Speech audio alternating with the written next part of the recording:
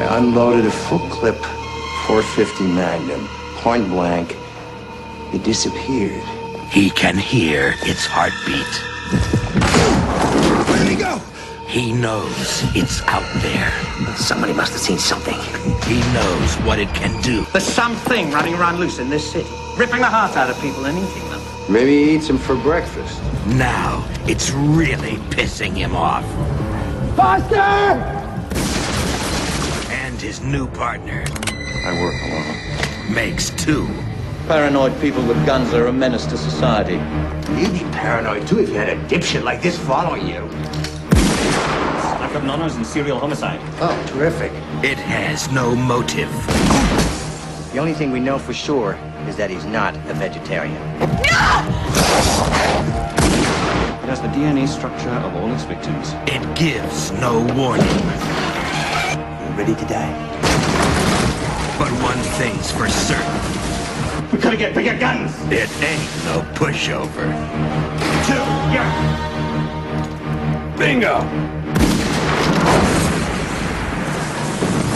We want to get to Cannon Street. No, you don't. Yes, we do.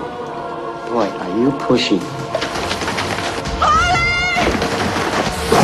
I wouldn't say this thing thinks it's Satan. I'd say it is Satan. Satan is a deep shit. Get out of there! 5 seconds! Okay, 4, 3, 2. Rutger Hauer.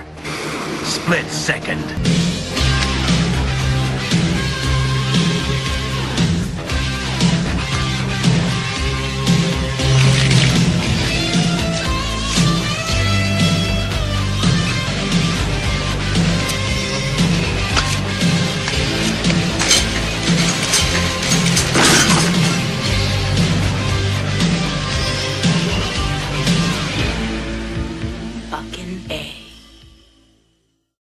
Hey folks, this is Matt once again, and at number 15 in my 69 favorite horror films, it is Split Second. Of course, the film was released on DVD, but it was discontinued, so really this is you can tell it's pretty much a DVD-R. If they had released the DVD, I wish one day they would release this film in a widescreen format, because even though, I think the only way I could find this is a pan and scan version. I don't even know if they have a widescreen version on DVD. I certainly couldn't find it. I'm sure it'd probably be like $100, but anyway, I love the film Split Second. It's directed by a guy named Tony Maylam, which actually I did not know this. Looking into it, the same director of this film actually directed The Burning, which I'm not the biggest fan of The Burning, although I do love. The raft sequence is great, but the burn...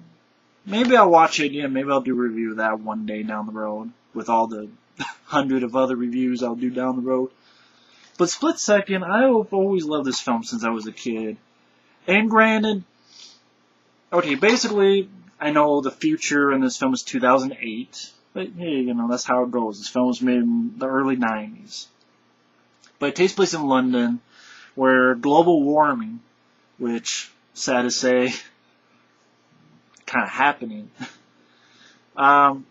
Basically, things are getting flooded, so most of the film, you know, the streets of London are flooded. There's a lot of wet and rainy weather, and which works. It works for the film. It has a good setting to it. Kind of like how you look at movies like Seven and stuff like that.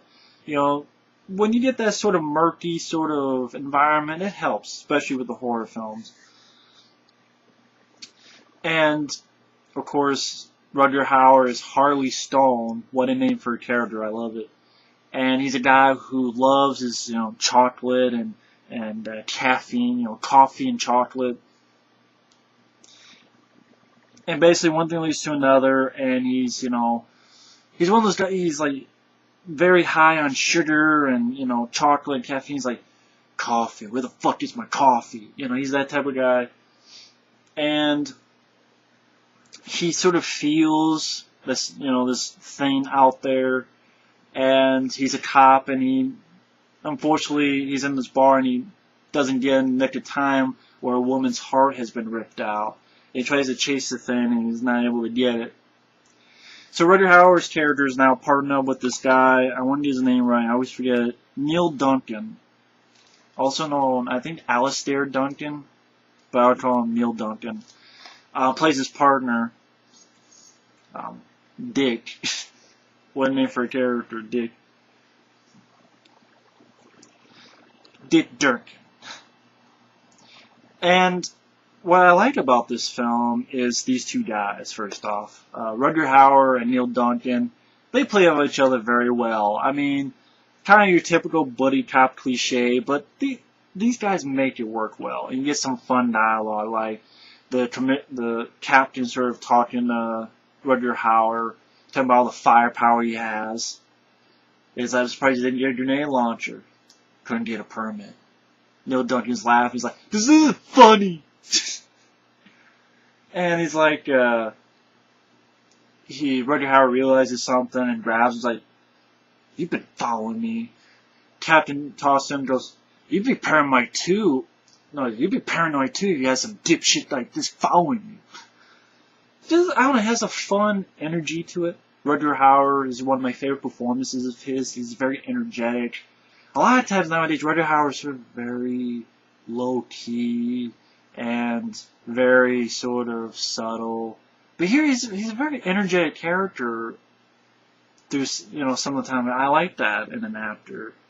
He's not sleepwalking through the role. He's having fun.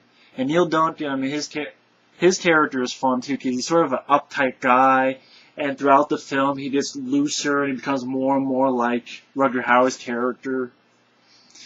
And he's like telling Rutger Hauer about, he runs 5 miles every morning and has sex with his woman every night. And Rutger Hauer's like, "You run 5 miles every morning, you have sex with your lady every night? Duncan, that's disgusting."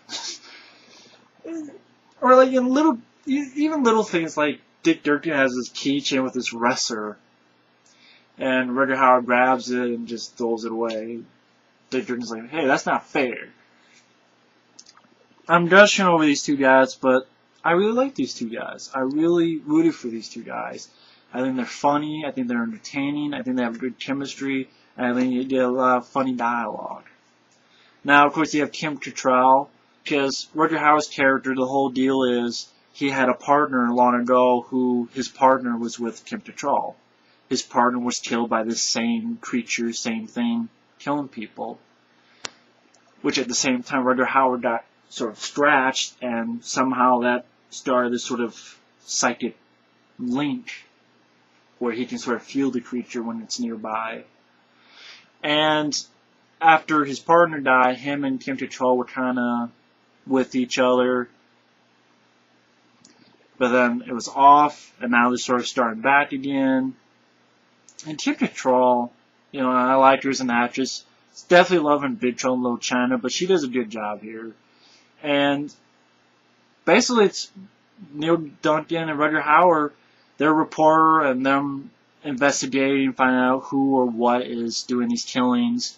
And Rutger Hauer getting sent, coolers with a heart that's half eaten. And investigating these deaths where people's hearts are getting ripped out. Now, a lot of people do not like the film because it doesn't have tons of action. Which, granted, I'll give you that. If I have one fault, I would love to have seen a lot more action. But I think because I just enjoy the characters a lot, I like the score.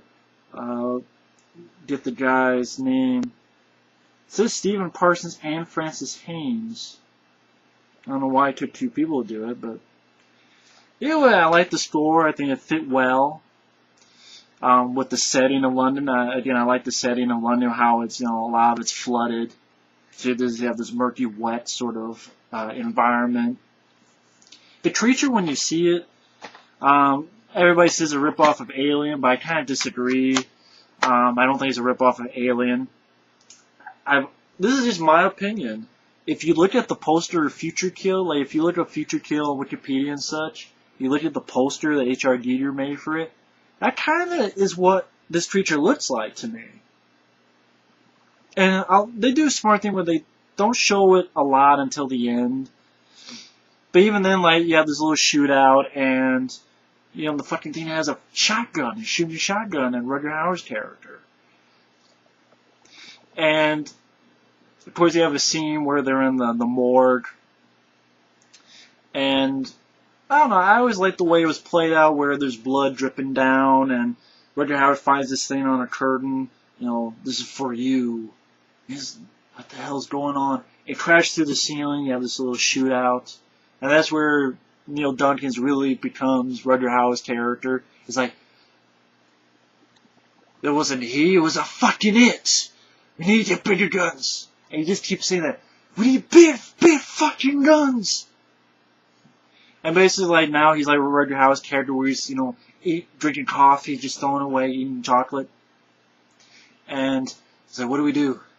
Rutger Hauer's like, now we get bigger guns, and gives him his cigar. And Neil Duncan's like, hallelujah. And Rutger Hauer's like,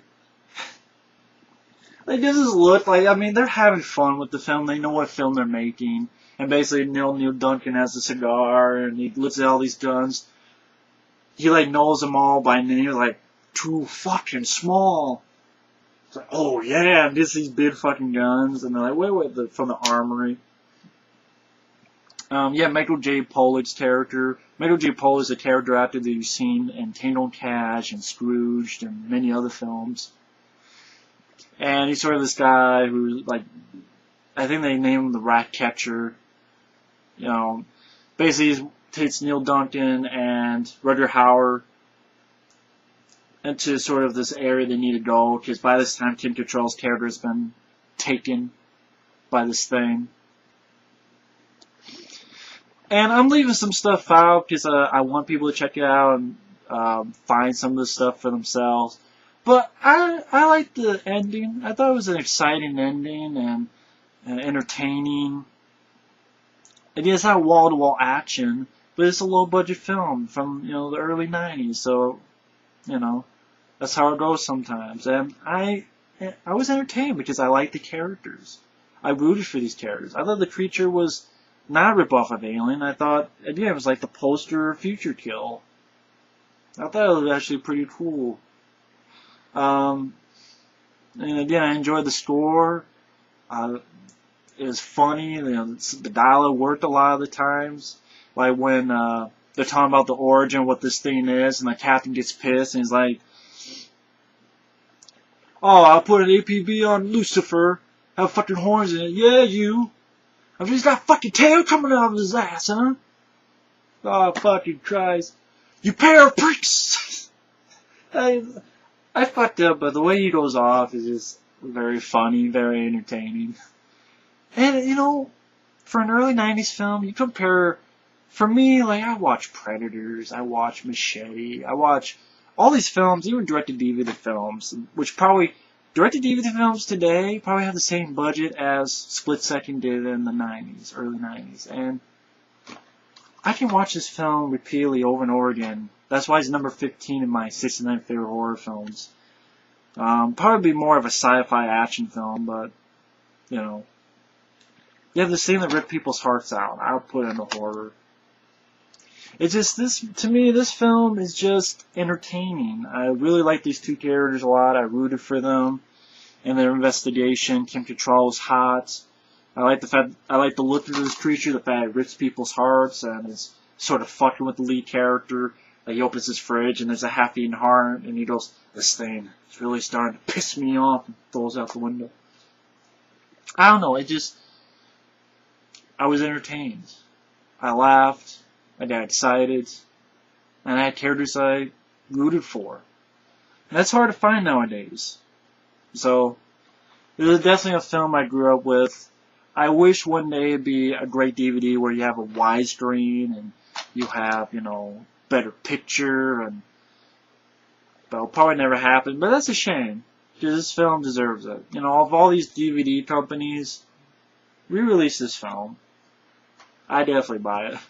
But anyway, thanks for watching, and take care. Later.